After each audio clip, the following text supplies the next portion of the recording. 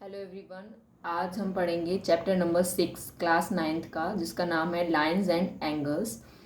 तो ये वाला जो वीडियो है, इसमें हम इंट्रोडक्शन पार्ट पढ़ेंगे कि इनमें जो टर्म्स यूज़ हो रही हैं उनकी क्या डेफिनेशंस हैं और उनका क्या मतलब होता है। ठीक है, तो आपने कुछ कुछ जो टर्म्स हैं वो प्रीवियस क्लास में भी पढ़ी होंगी, लेकिन मैं उसको फिर से रिवाइज़ करवाऊँगी क्योंकि बुक में भी उसको रिवाइज़ करवाया है। ओके, तो सबसे पहले हम देखेंगे लाइन सेगमेंट क्या होती है। तो लाइन सेगमेंट क्या होती है, देखिए मैं इसकी ना डेफिनेशन एकदम नहीं लिख रही हूँ, मैं सिर्फ इसको एक्सप्लेन कर रही हूँ और मैं जो बोल रही हूँ वही उसकी डेफिनेशन है। ठीक है, तो लाइन सेगमेंट में क्या होते हैं, जिसमें दो एंड पॉइंट होते हैं। जैसे कि यहाँ पे इस तरीके से ये लाइन सेगमेंट होती है, जिसके क्या होते हो, टू एंड पॉइंट होते हो। क्या बनती हो, एक लाइन बनती हो जिसके line with to and point.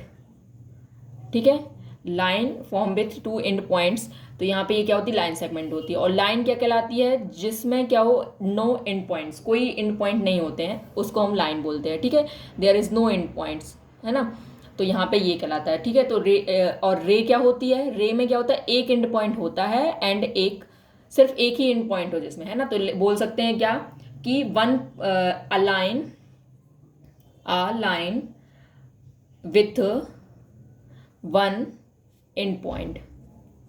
Okay, तो यहाँ पे वो लाइन जिस पॉइंट है ना, तो ऐसी लाइन जिसके पास सिर्फ एक ही एंड पॉइंट होता हो उसे हम क्या बोलते हैं, रे बोलते हैं। ठीक है, इस तरीके से इसको हम बनाएंगे, है ना। और इसका जैसे नाम देना है तो ए बी है, तो हम इसको डिनोट कैसे कर सकते हैं, ए बी के ऊपर हम इस तरीके का साइन भी लिख सकते हैं। तो ये हमारी ए बी एक रे का साइन है। ठीक है, अगर हमें जैसे लाइन को बताना है तो ए बी के ऊपर हम इस तरीके से बता सकते हैं। ओके, तो यहाँ पे इसके आगे क्या है, कोलिनियर पॉइंट्स। कोलिनियर पॉइंट्स क्या होते हैं, यदि तीन या तीन से ज़्यादा पॉइंट्स एक ही सेम लाइन पे हों तो उन्हें बोलते हैं कोलिनियर पॉइंट। जैसे कि एक कोई लाइन है हमारी, ठीक है, अब इस लाइन पे कुछ पॉइंट्स आ रहे हैं 1 2 3 एंड 4।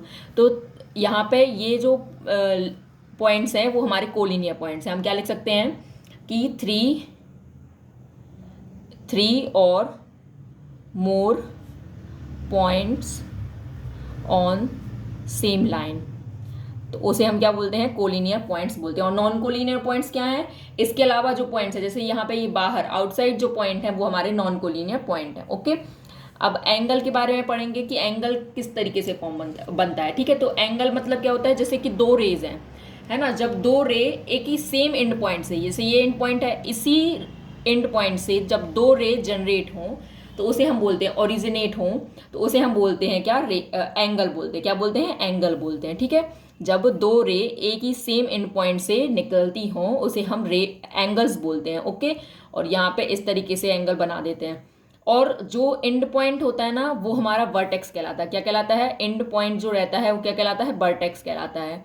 और जो आर्म्स, जो टू रेज है ना यहाँ पे, वो हमारी क्या होती हैं, आर्म्स होती हैं। जैसे कि ये हमारी दो आर्म्स हैं, तो ये क्या कहलाएंगी, आर्म्स, मतलब रे है ना ये, तो ये हमारी आर्म्स कहलाएंगी। और जो ये एंड पॉइंट है इसे हम वर्टेक्स बोलेंगे। और इन दोनों से जो बन रहा है, इन दोनों आर्म्स से या रेस से जो बन रहा है वो हमारा एंगल कहलाएगा। ओके, इसके आगे हम क्या पढ़ेंगे, types of angles. Types of angles में क्या होता है, सबसे पहला एक्यूट एंगल होता है। क्या होता है, एक्यूट एंगल।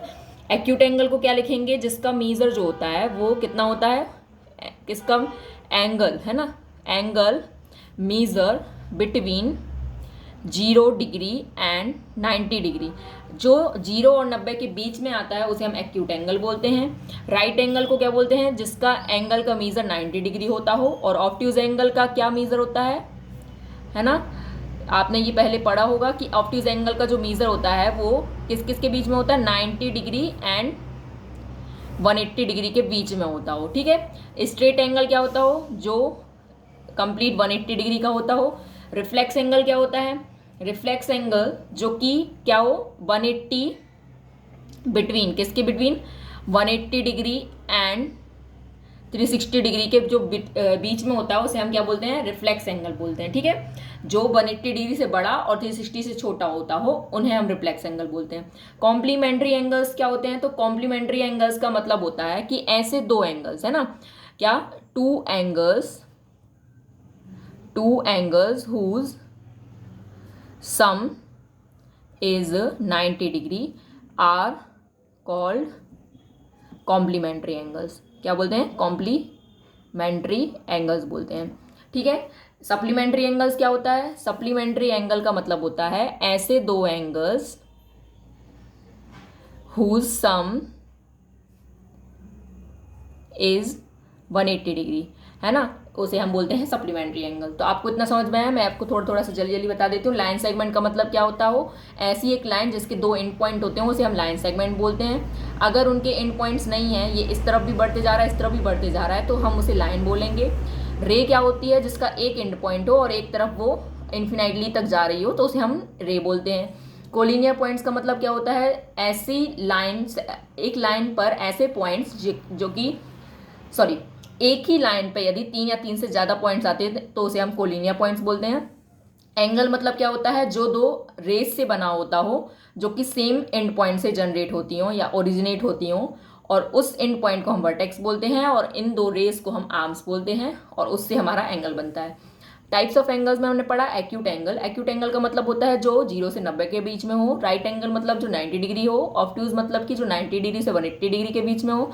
स्ट्रेट एंगल जो 180 डिग्री का हो। रिफ्लेक्स जो 180 360 के बीच का हो। कॉम्प्लीमेंट्री एंगल जिनका सम 90 डिग्री हो। दो एंगल का सम 90 डिग्री आता है तो उसे हम कॉम्प्लीमेंट्री एंगल बोलते हैं। सप्लीमेंट्री मतलब ऐसे दो एंगल का सम जिनका सम 180 डिग्री हो। ठीक है, तो इतना पढ़ने के बाद हम देखेंगे कि अब एडजेसेंट क्या कहलाता है। एडजेसेंट मतलब होता है जैसे कि हमने यहाँ पे इस तरीके से एंगल्स बनाए, तो यहाँ पे जो दो एंगल्स बन रहे हैं, यदि उसमें एक कॉमन आर्म आती है तो हम उसे क्या बोलते हैं? एडजेसेंट एंगल्स बोलते हैं। जैसे ये वाला जो एंगल है और ये वाला जो एंगल है, ये दोनों आपस में क्या है? एडजेसेंट एंगल्स हैं। एडजेसेंट का हिंदी में मीनिंग होता है जैसे आजू बाजू वाला।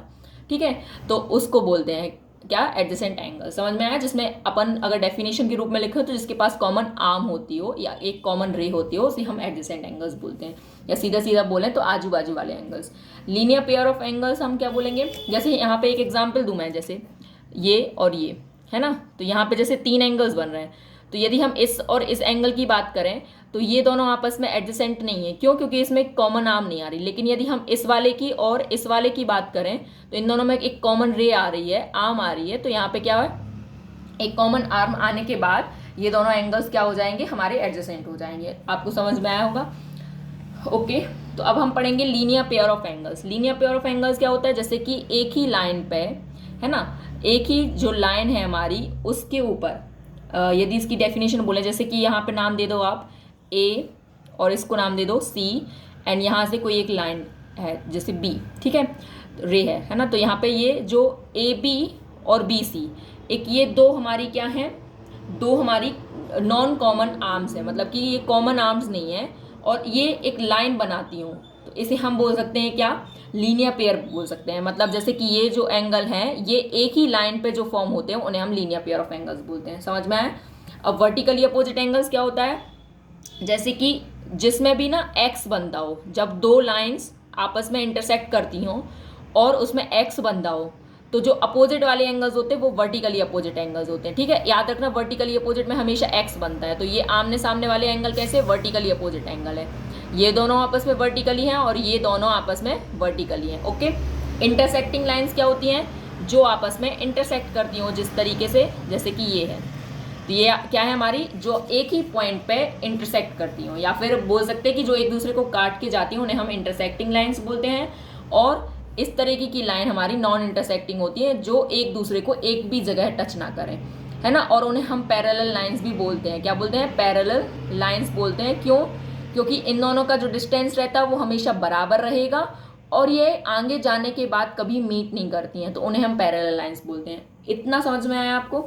अब इसके आगे हम इसकी नेक्स्ट वाली वीडियो में कुछ एक्सियोम और थ्योरम्स पढ़ेंगे, फिर हम 6.1 स्टार्ट करेंगे। आई होप कि आपको ये सब जो इंट्रोडक्शन वीडियो है वो समझ में आया होगा। आपको जो भी टर्म या फिर जो भी डेफिनेशन समझ में ना आई हो, प्लीज़ मुझे कमेंट सेक्शन में कमेंट करके ज़रूर बताएं, ताकि मैं आपको उसकी शॉर्ट वीडियो में उसको मैं समझा दूंगी, या फिर मैं अगर पॉसिबल होगा तो कमेंट सेक्शन में भी उसको एक्सप्लेन कर दूंगी। Okay, thanks for learning with Rimi. Please like, share and subscribe my YouTube channel for more videos.